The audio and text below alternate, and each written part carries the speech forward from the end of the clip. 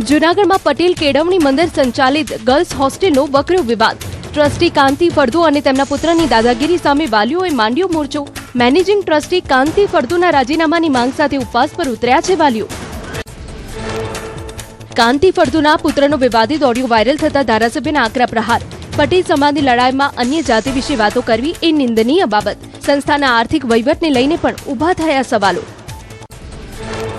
દેવભૂમિ દ્વારકાના ખંભાળિયામાં તંત્રની બેદરકારી। નગર ગેટ પાસે ગટર ઉભરાતા ભર ઉનાળે બજારોમાં વહી નદી। ગંદા પાણી રસ્તા પર ફરી વળતા સ્થાનિકો અને રાહદારીઓ પરેશાન। ગટરના પાણી દુકાનોના ઓટલા સુધી પહોંચતા વેપારીઓ મુશ્કેલીમાં। અવારનવાર ગટર ઉભરાવાની ઘટનાથી રહીશોમાં ભારે આક્રોશ। અનેક રજૂઆત છતાં નગરપાલિકાના આંખ આડા કાન। મહીસાગરમાં ગોધરમાં સરકારી અનાજની દુકાન 4 દિવસથી બંધ। આકરા તાપમાં લાઇનમાં ઊભા રહેવા છતાં અનાજ ન મળતું હોવાનો દાવો। ગરીબોના અનાજની કાળાબજારીનો આક્ષેપ। સંચાલક સામે તપાસ કરી કાર્યવાહીની માંગ। રાજકોટના જંગલેશ્વરમાં ફરી ચાલશે બુલડોઝર। તોડી પડાશે 1358 દબાણો। 720 અરજદારોની 6 અપીલ રદ થતા દબાણો હટાવાશે। 1.06 લાખ ચોરસ મીટર સરકારી જમીન ખાલી કરાવાશે।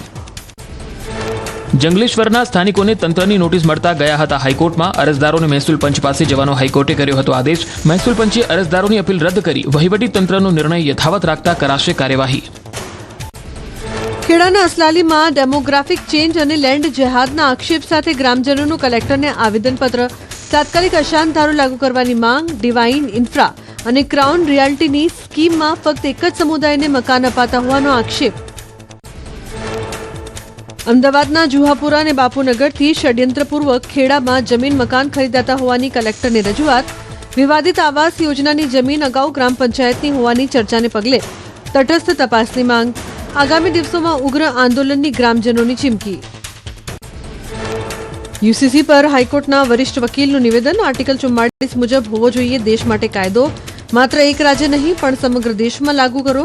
નાગરિકોને સહમતિ વગર ફેરફાર શક્ય નથી। નવસારીના વિજલપોરમાં ધર્માંતરણનો આક્ષેપ। બીમાર પતિને સ્વસ્થ કરવાનું આશ્વાસન આપી પત્નીને ચર્ચમાં લઈ જવાઈ। રેવાનગરમાં અનેક લોકોના ધર્માંતરણના પ્રયાસનો આક્ષેપ થતા હિન્દુ સંગઠનોએ કર્યો વિરોધ। જૂનાગઢના જીઆઈડીસી 2 વિસ્તારમાં તંત્રની ઘોર બેદરકારીના કારણે ઉદ્યોગકારોની હાલત કફોડી। જૂનાગઢ રાજકોટ હાઈવે પર જીઆઈડીસી 2ના ગેટ પાસેનો રસ્તો બિસ્માર। પુલના લોકાર્પણની 7 મહિના વીતી ગયા બાદ પણ નવો રસ્તો ન બનતા રોષ।